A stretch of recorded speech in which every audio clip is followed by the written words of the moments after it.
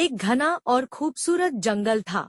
उसमें कई सारे जंगली जानवर रहते थे। एक समय की बात है, एक शेर जंगल में आराम से सो रहा था। तभी एक छोटा चूहा आया। वह चूहा शरारत करते हुए शेर के ऊपर कूदने लगा। इससे शेर की गहरी नींद टूट गई और वह जाग गया और नींद खुलने से गुस्से में आ गया। कौन है? किसने मेरी नींद खराब करने की हिम्मत की? क्रोधित शेर ने चूहे को अपने पंजे से पकड़ लिया।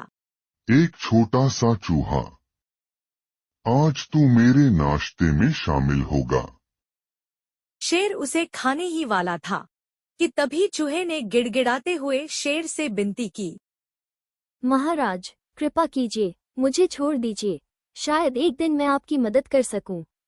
चूहे ने शेर को वचन दिया कि यदि कभी शेर को उसकी मदद की जरूरत पड़ी तो वह जरूर उसकी सहायता करेगा। चूहे की यह बात सुनकर शेर को हंसी आ गई और उसने चूहे को कहा, तुम मेरे क्या काम आ सकते हो?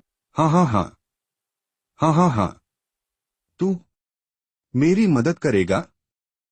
अरे तुझसे तो मेरा पेट भी नहीं भरता।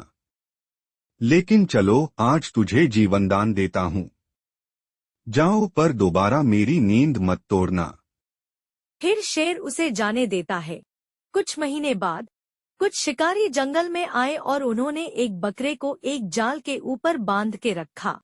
जब शेर उसे खाने गया तभी पेड़ से बंधी रस्सी खींच ली गई और शेर जाल में फंस गया। शेर को उन्होंने एक पेड़ से बांध दिया।